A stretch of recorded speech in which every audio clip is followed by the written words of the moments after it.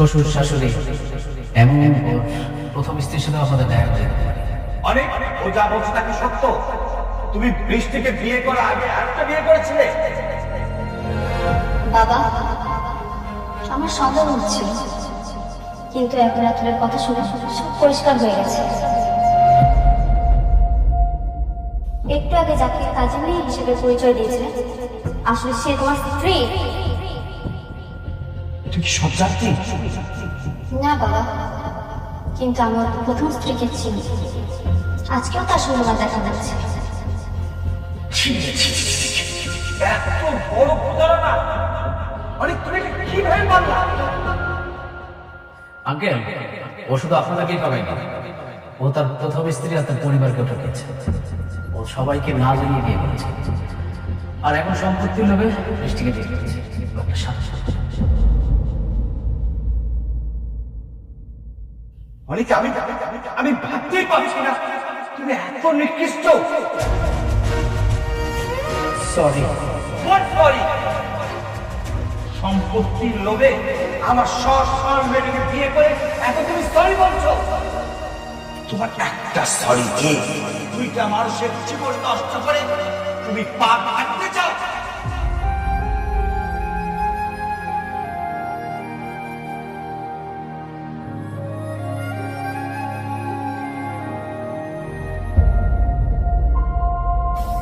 কেন করলে? আমি তো তোমাকে জোর করিনি, আমি তো তোমাকে ভালোবাসি। সেই শুরু থেকে আমি তোমাকে ভালোবেসে এসেছি, আর তুমি আমার ভালোবাসার এই প্রতিদান দিলে। আমি নিরুপায় ছিলাম। চুপ, আর একটা কথা বলবে না। তোমার সাথে কথা বলতেও আমার এখন ঘৃণা হচ্ছে।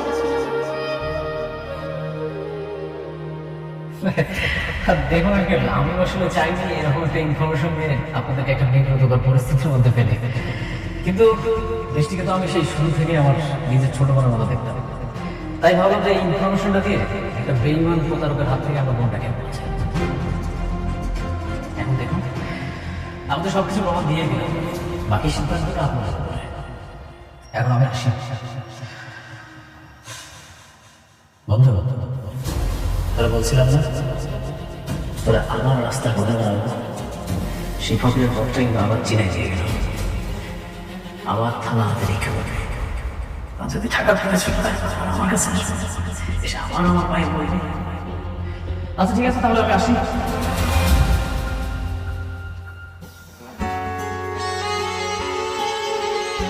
এতদিন আমার ভালোবাসা ছিল একতরফা, কিন্তু যেদিন থেকে তোমাকে বিয়ে করেছিলাম ভেবেছিলাম আমি যেভাবে তোমাকে ভালোবাসি ঠিক তেমনি তুমিও আমাকে ভালোবাসো। কিন্তু আমি ভুলছিলাম। তুমি কখনো আমাকে ভালোই বাসো, আর আজকে যে আঘাতটা তুমি আমাকে দিলে না, এর জন্য আমি তোমাকে কখনোই ক্ষমা করবো না, কখনোই না।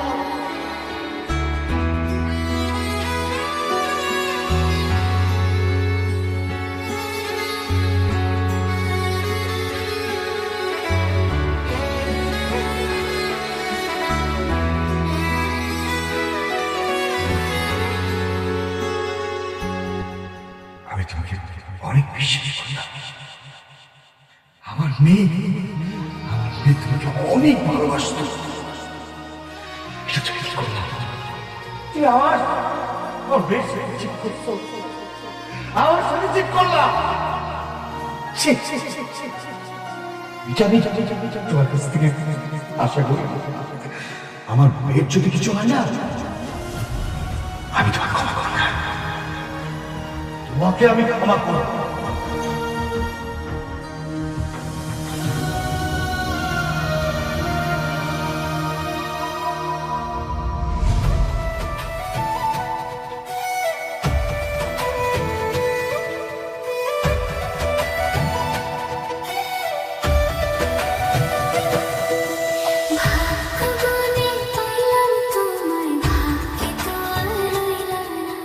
দুঃখে আমার বুক ভেসে যায়।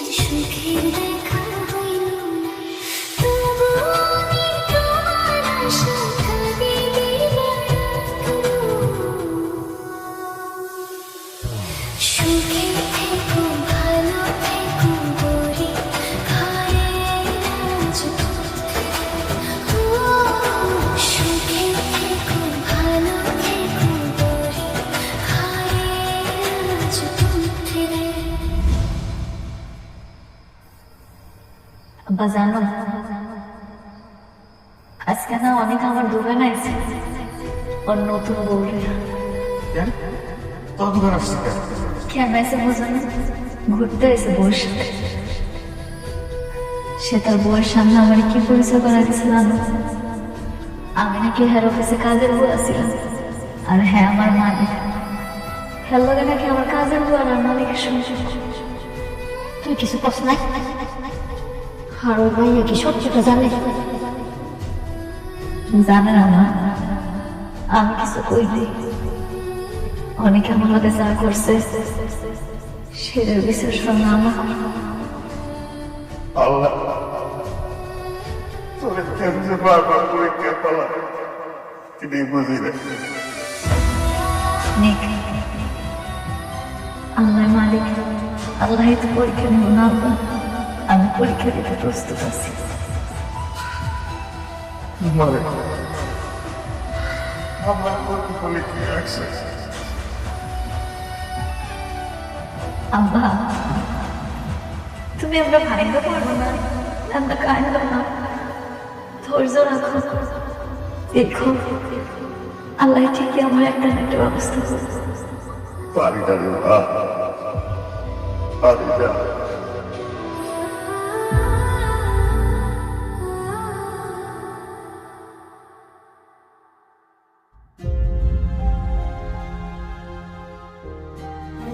তুমি এখন কি চাও? কোন বিষয়? তুমি কি আমাকে ডিভোর্স দিয়ে মেঘলার কাছে চলে যাবে, নাকি আমার সঙ্গেই থাকবে? আমি জানি আমার সত্যি ভাগ্যটা খারাপ। কি করবো না করবো কিছুই বুঝতে পারছি না।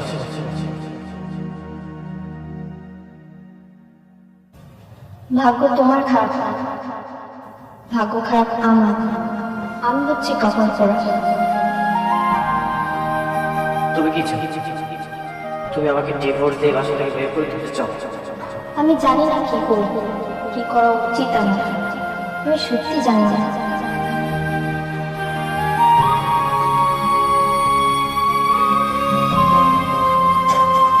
শোনো চাচা, যা কিছু লেখারাও পরে দিয়ে যাবো। বাবা শোনো, বাবা বাবা বাকি অনেক হয়ে গেছে। হ্যাঁ হ্যাঁ এইভাবে তো বাকি দেওয়া যাবে না। আমরা গরিব মানুষ, আমিও অসুস্থ মানুষ, আমার মায়েরটা কষ্ট করে সংসার চালাইতেছে। এইভাবে বাকি কেন বাবা? বুঝলাম না চাচা, এত পক করতেছো কেন? আর তোমার কাছে বাকি কাকে? কেন বাবা বাকি কথা হয়ে গেল তুমি? আরে চাচা, এনে যে দোকানদারি করতেছো চান্দা দিবা না? বসতে তোমার 1 বছর লেগে দিছে 1 লাখ টাকা জন্য। এখানে যে ব্যবসা করতেছো এটা চান্দা কে দেবে? এর জন্য খাই দেওয়া দিতেছে। আসো হিসাব করো কত টাকা বের করে দিয়ে দিবা, সমস্যা কি? লেখারাও দিলাম। হ্যাঁ সরকারি জায়গায় দোকানদারি করতেছি, তোমার আমি চান্দা দেবো কি জন্য? আমার চান্দা দেবা দিলে মানে এটা জায়গা সরকারি হতে পারে, এটা আমার দখল আছে।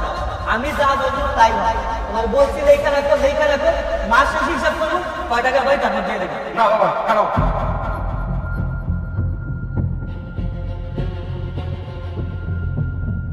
আমার টাকা না দিয়ে তুমি দেবে না, আমি বাকি দিব না। কত বড় সাহস যে আমার লোকের ছেলে কথা কর। তোর আজকে থেকে এখানে দোকান করা বন্ধ। এই, দোকান বন্ধ কর।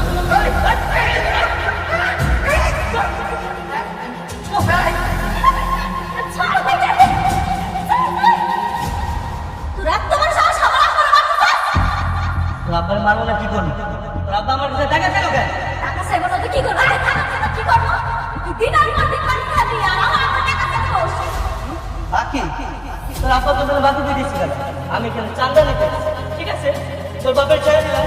তোর গলায় যে একটু জোর আমিও দেখতে চাই। তুই কত চিল্লাইতে পারছিস? চল আজকে চিল্লাম।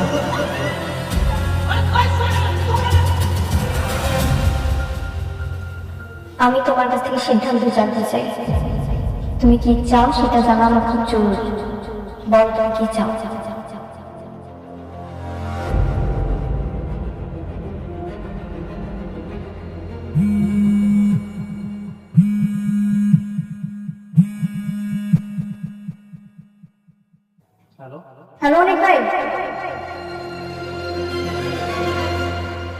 এখানেই বসে কথা বলি। হ্যালো, কি হচ্ছে? তাড়াতাড়ি আপনি উপস্থিত আনেন।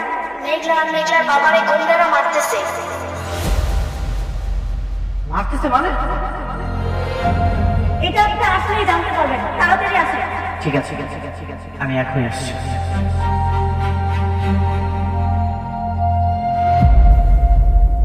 আমাকে যেতে হবে। কোথায়? প্রথম স্ত্রীর কাছে?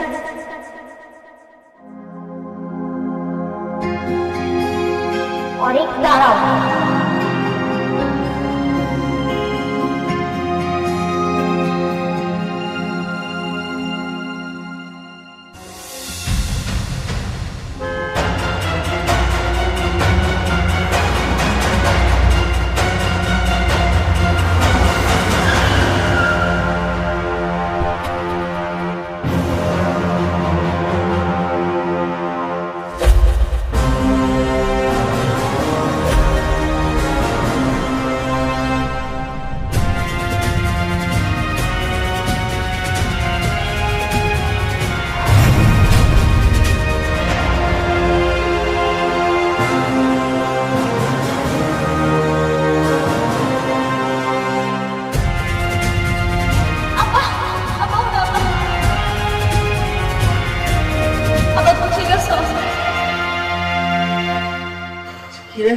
তুই এইখানে?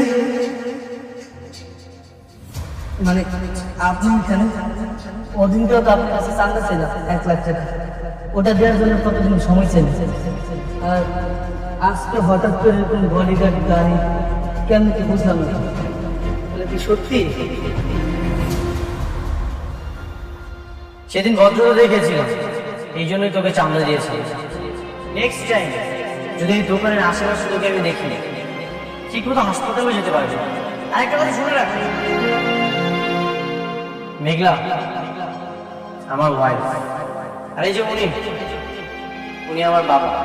ওনাদের আশেপাশে যদি তোকে আমি দেখি, তোর কিন্তু খবর আছে। যা, আর এক মুহূর্তের জন্য আমি তোকে আমার চোখের সামনে দেখতে চাই। যা।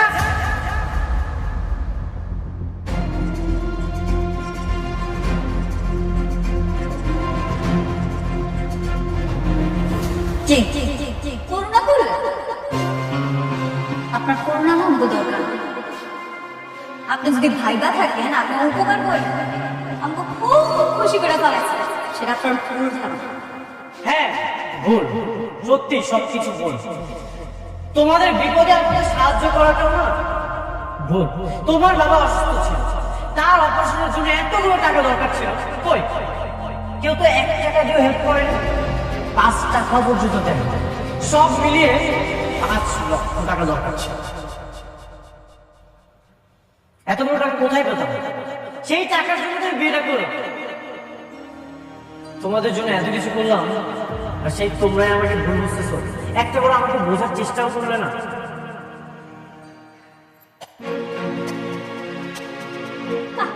অনেক সাহেব, বাহ, আপনি খুব সুন্দর গল্প শোনাইতে পারেন। এত সুন্দর করে নাটক সাজান, যখন যে গল্পটা যেখানে প্রয়োজন আপনি সেখানেই বলেন। আমি খুশি হইলাম, কিন্তু আপনার এই মিথ্যা গল্প আমি আর বিশ্বাস করতে পারব না। কোনো কিছুই মিথ্যা ছিল না। অবশ্যই মিথ্যা। তোমার জীবনটা একটা মিথ্যা। তোমার মতো নিকৃষ্ট যতগুলো মানুষের কাছে এর থেকে আর কি আশা করতে পারি? স্বার্থপর থাকা। তুমি চলে যাও এখান থেকে। আমার দয়া দেখায় আসবে না।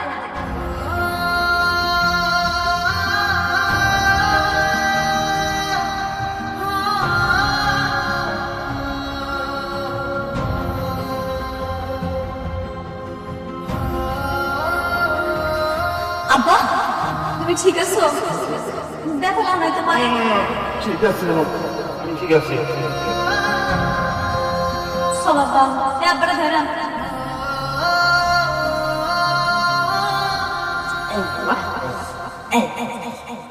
মাংসটা দেওয়ারে ভালো করে। ও আনি বাবা, দেখি তুমি না। তবে বাবাজি, তুমি করছো একটা কাজের কাজ। এখন থেকে যখনই মানে খালি সোজা হয়ে দাঁড়াইতে দেবো, তুমি আর মাথা দেখবেন এরকম করে পরে এই অবস্থা দেখলে আমার মনে খুব শান্তি লাগবে, জানো তো? দুদিন পর দেখবে যে ও আবার আসবে টাকার জন্য এসে আমার পায়ে পড়বে। পায়ে পড়বে না? আসুক না, আমি লাখ কিলো একটা লাগাই দেবো। আমার যেমন করে ঠাকুর বাড়িতে বাড়ি করছিল ওইটাকে আমি ভুলে গেছি, আমি ভুলি নাই। হ্যাঁ মা, আমাকেও মেরেছে।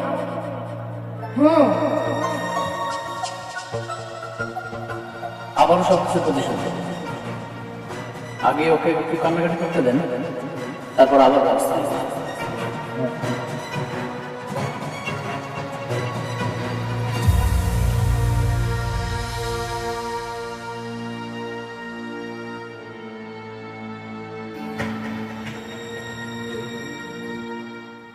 কি ব্যাপার, দেখে মনে হচ্ছে তুমি টেনশনে আছো, কিছু হয়েছে? এতক্ষণে ছাড়লো তোমার স্ত্রী? আমি তো একটা কাজে গিয়েছি। কাজটা যে কি সেটা আমি খুব ভালো করেই জানি।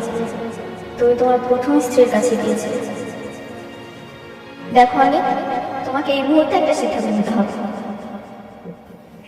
কি সিদ্ধান্ত? এভাবে তো তুমি দুই নৌকায় পা দিয়ে চলতে পারবে না, আর আমি কোনো সতীনের সংসারও করবো না। এই দুজনের মধ্যে তোমাকে যে কোনো একজনকে বেছে নিতে হবে। মানে? ও মানে বুঝতে পারছো না? আমি ক্লিয়ার করে বলে দিচ্ছি। তুমি কাকে চাও, আমাকে না মেঘলাকে? তোমার কাছে আমার ঠাঁই আছে মানে তোমার অভাব বলতে কিছুই নেই। তোমার কি মনে হয় আমি এখনো অতীত নিয়ে পড়ে আছি? আমি তোমাকেই ভালোবাসি, তোমার সাথেই থাকতে চাই। তাহলে তাকে ডিভোর্স দিয়ে দাও। ঠিক আছে, তবে একদমই চিন্তা করো না, আমি ডিভোর্স দিয়ে দেবো।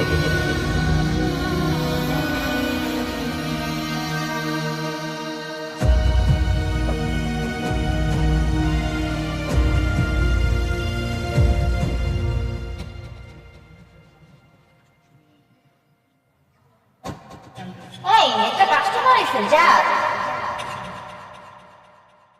আচ্ছা তুই দেখ আমি যাইতেছি।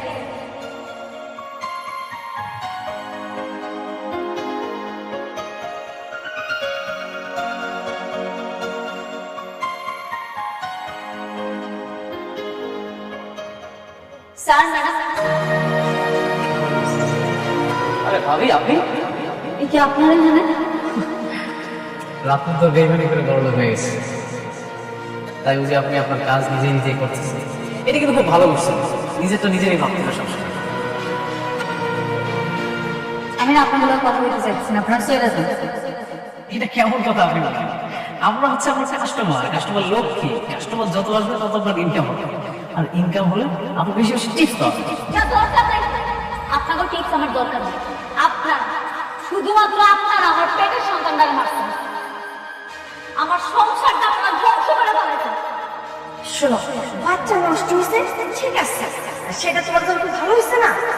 অনেক তো দ্বিতীয় বিয়ে আপনারা আরেক জায়গায় চলে গেলেন, তাইলে তো সেই বাচ্চারা আমি এখন কি করতে পারবো? এখন বলছে ভালো হয়েছে, বাচ্চা কাচ্চা নাই, তো একটা বিয়ে করতে পারবা। একদম ঠিক কথা বলছেন আপনি আন্টি।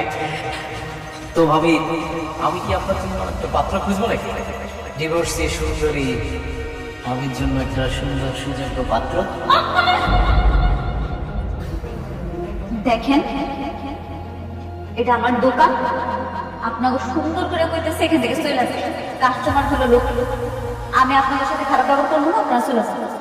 আরে ভাবি, আমরা তো এখানে থাকতে আসি না, আমরা তো আজকে প্রথম আসছি। আমরা যেহেতু খাইতে পারলাম না, তার একটা কাজ করি, আপনাকে কিছু টিপস দিয়ে দিই। এটা আপনার টিপস।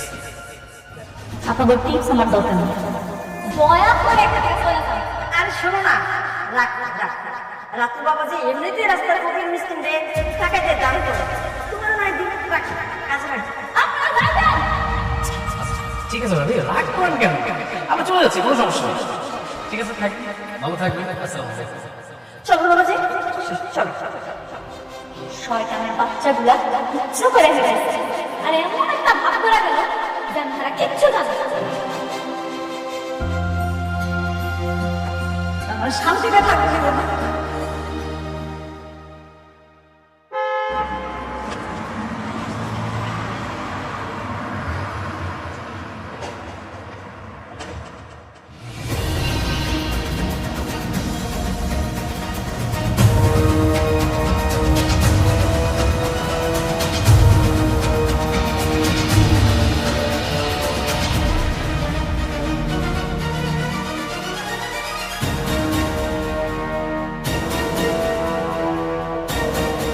Good afternoon madam. বসেন বসেন স্যার, কি খাবেন? না না ম্যাডাম, আপনি বসুন প্লিজ। কি খাবেন? না আমি বসুন না, আপনি বসুন। আচ্ছা ঠিক আছে। বলেন স্যার কি খাবেন? না ম্যাডাম, দাঁড়িয়ে কথা এই আমরা কেন ম্যাডামকে ধরো? উনি কেন আমার সাথে কথা বলবো? খারাপ না? আপনি হচ্ছেন আমাদের ম্যাডাম, এই জন্য আপনাকে সাথে ধরা হয়েছে। আপনার জরুরি কথা ছিল। জি স্যার বলেন, কি কথা বলতে চান? আমরা অত্যন্ত দুঃখের সাথে জানাচ্ছি যে আজকে 6 মাস আগে আপনার বাবা মারা গেছেন। আপনার বাবা মারা যাওয়ার সময় তার 50,000 কোটি টাকার সম্পত্তি আপনার নামে উইল করে গেছেন। আপনি এখন সেই সম্পত্তির একমাত্র ওয়ারিশ। কি বলতেছেন স্যার এগুলো আপনি? আপনার নিশ্চয়ই কোথাও ভুল হয়েছে। আমার আব্বা মা মারা যায় না, আমার আব্বা মা আমার লগে থাকে, আমরা সবাই একটা বস্তি থাকি। আমরা 50,000 কোটি টাকা তো দূরের কথা, 50,000 টাকাই না। ম্যাডাম, আপনি যেটা বলছেন সেটাও সত্যি। আপনি ছোটবেলায় হারিয়ে গিয়েছিলেন। আপনার বাবা আপনাকে অনেক খুঁজেছেন। মৃত্যুর আগে তিনি বারবার আপনার কথা বলেছেন, কিন্তু কোথাও আপনাকে খুঁজে পাইনি। আমরাও আপনাকে খুঁজেছি, তারপর আপনাকে এই তো আমরা খুঁজে পেলাম অনেক চেষ্টার পরে।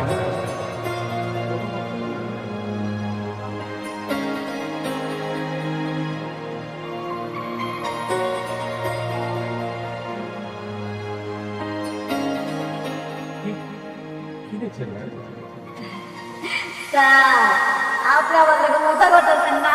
আমি কিন্তু ঠিকই বুঝছি আপনি কেন এটা কই। আপনি নিশ্চয়ই ভিডিও বানাই করেছেন তাই না? সমস্যা নেই, আপনি করেন, আপনি যেমন করবেন আমি এমন করব।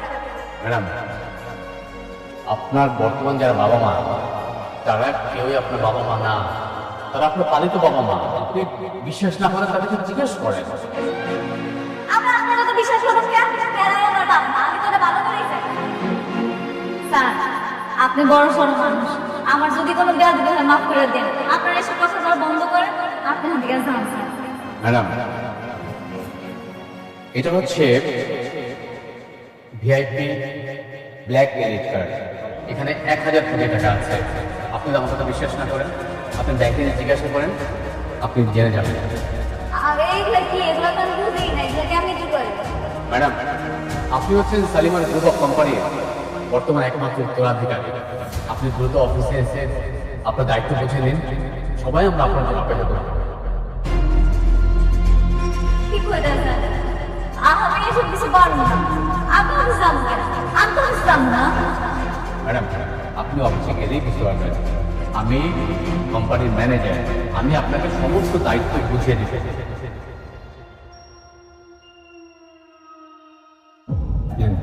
কার্ডটা রাখেন।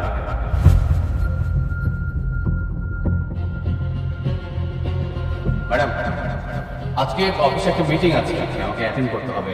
আর আপনি যখন ওই অফিসে গিয়ে দায়িত্বটা বুঝে নেবেন তখন এইসব মিটিং আপনি ডিজাইন করবেন। আমি তাহলে আসি ম্যাডাম। আপনি কবে আসবেন বলেন? না আমি তো যাবো না, আমি যাবো কেন? কেন যাবেন না ম্যাডাম? আপনি বুঝতে পারছেন 50,000 কোটি টাকার মালিক আপনি কেন যাবেন না?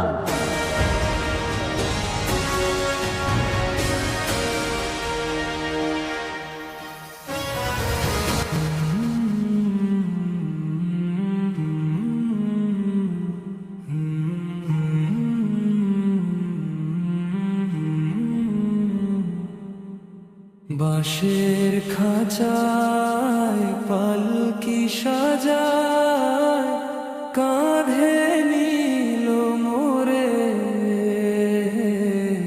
শেষ ঠিকানা রেখে আসবে 3.5 হাত ঘরে। বাঁশের খাঁচায় পালকি সাজায় কাঁধে নিল মোরে শেষ ঠিকানা রেখে আসবে 3.5 হাত ঘরে।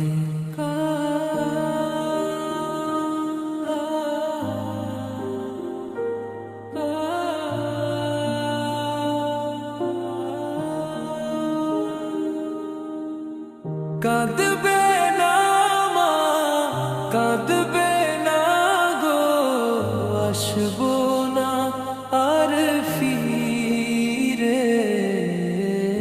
অচিন দেশে যাত্রী হলাম দুনিয়ার মায়া ছেড়ে।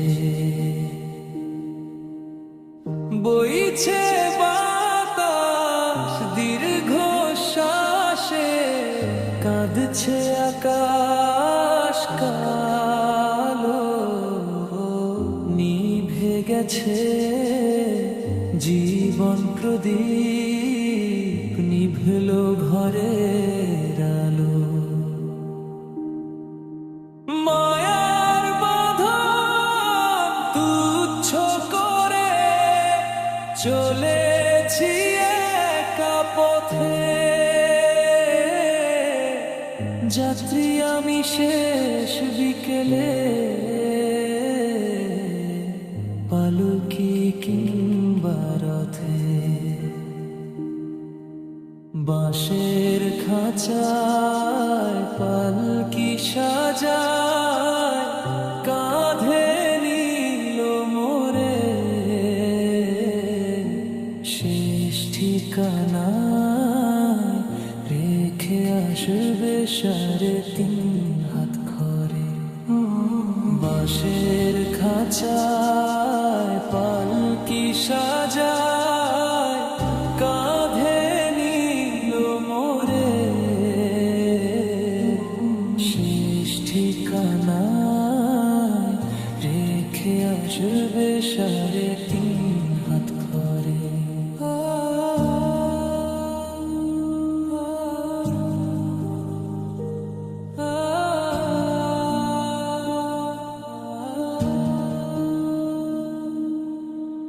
কাঁদবে না মা, কাঁদবে না গো, আসবো না আর ফিরে।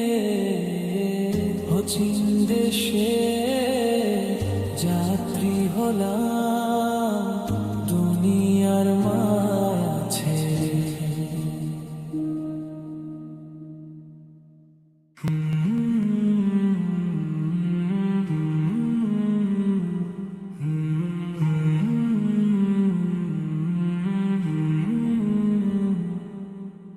বাঁশের খাঁচায় পালকি সাজায়, কাঁধে নিল মোরে শেষ ঠিকানায়, রেখে আসবে 3.5 হাত ঘরে। বাঁশের খাঁচায় পালকি সাজায়, কাঁধে নিল মোরে শেষ ঠিকানায়, রেখে আসবে 3.5 হাত ঘরে।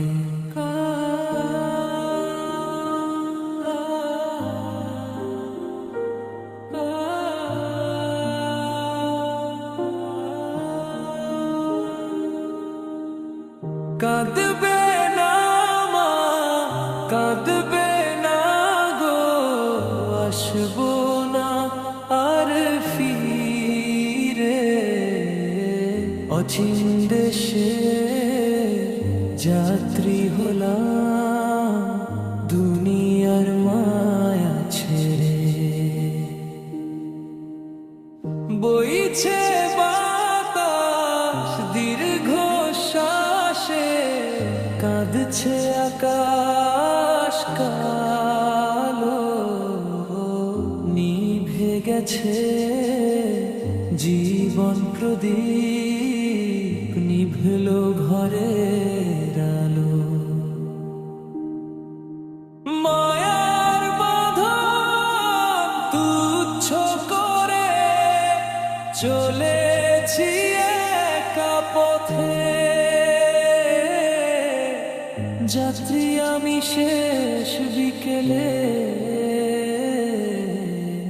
পালকি কিংবা রথে। বাঁশের খাঁচায় পালকি সাজায়, কাঁধে নিল মোরে শেষ ঠিকানায়,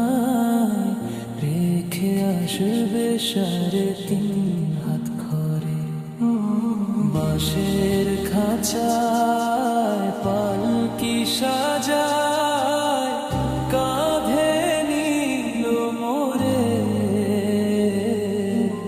শেষ ঠিকানায় রেখে আসবে সাড়ে 3 হাত ঘরে